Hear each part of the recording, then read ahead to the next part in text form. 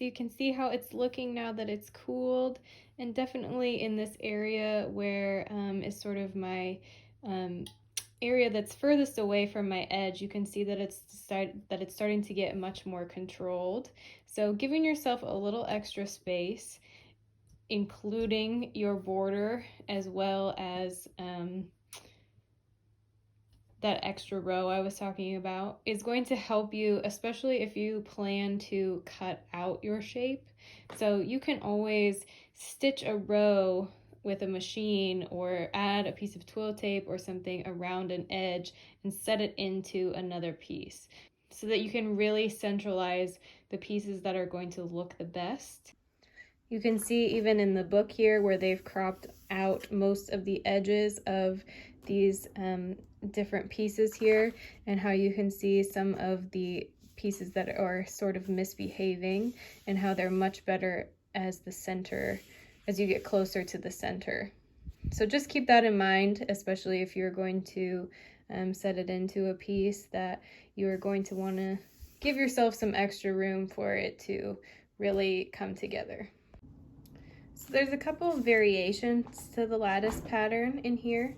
So if this one's not working out for you, you can definitely try the other two variations and they should give you a similar effect. They just are a slightly different way of pulling your pieces together. Now we're going to go ahead and try this lozenge pattern so it looks like this in the end. So we are going to do that on the other side of our fabric, and as you can see, we're going to start at number 1 here, go across to number 2, bring those together, go down to number 3, across to number 4, bring those together. So we're making sort of little boxes here. So I'm going to start up here in this other corner, so opposite of our lattice over here, just so it's easier to see. But for this one, our lattice one, we started down 1 from the top and 1 over. On the lozenge, we're going to start 1 over and on the top row. So that's going to be our number 1. We're going to go over to number 2 and bring those together.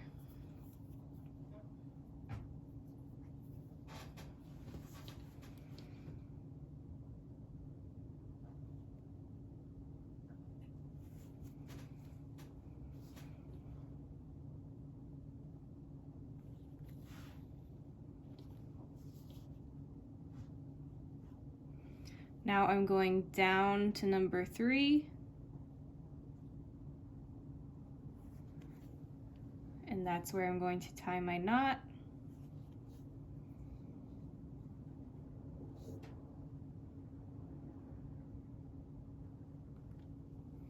Then I'm going to go over to number 4.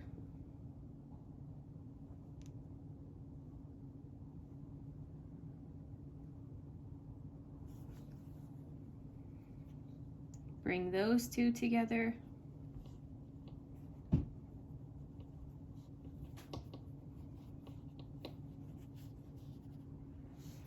Then up to number 5.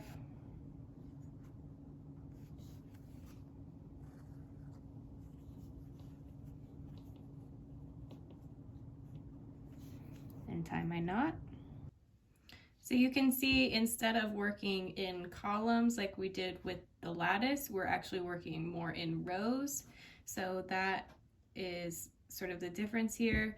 The pattern is different as well as the way that we're working. So I'm going to continue on with this and show you how it turns out.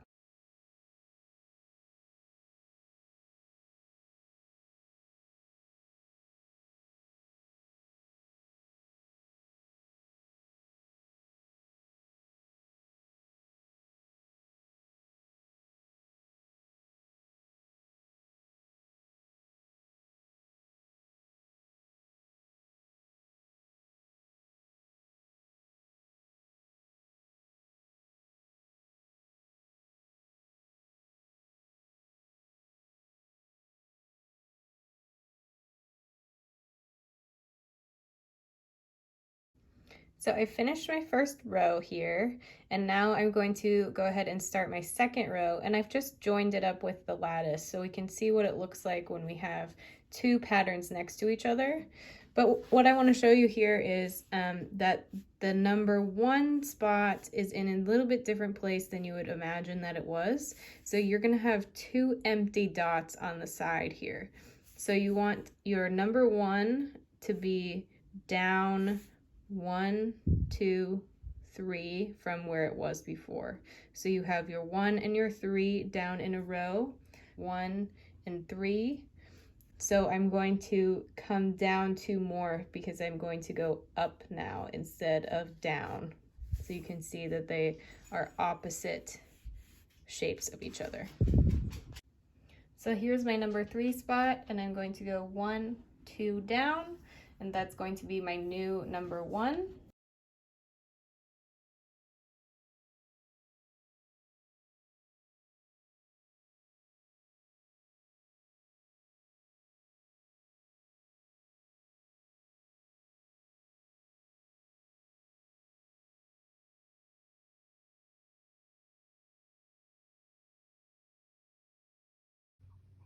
So this is what it's looking like after I've done a few rows, and you can see just how pretty the back is. So you can also use the back texture of these smocking pieces as well, as long as you clip all of your little threads at your knots and things, and your stitching is really nice and even.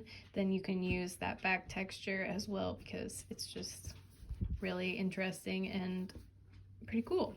So you can see this side, and we're going to just go to the iron and just steam over these little pleats so that they lay down a little bit smoother like they look like in the book. But you can see the difference in texture between those two.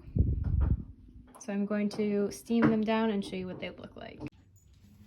So you can see that you can kind of stretch this one a little bit, and you want to just decide, you know, how far you want to pull your pieces apart and just where you want the texture to be sitting.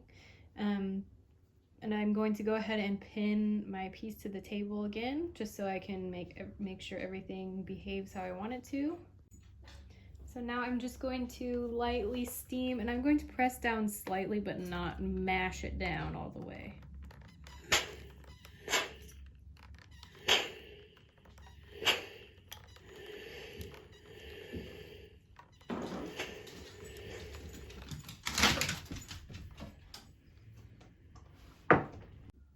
So you can see how that just flattens them out just a little bit so that my stitches are all nice and covered, and the texture of this one is really cool.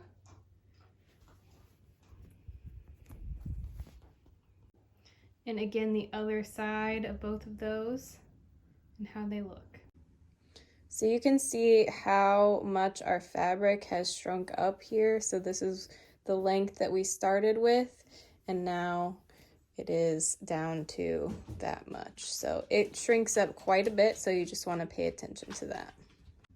So that is going to do it for the video on smocking. I do recommend that you read the whole chapter on smocking and not just the North American section. It does have a lot of good tips for all types of smocking and different ideas of things that you can mix and match together. But that is going to do it for this video, and I will see you all next week.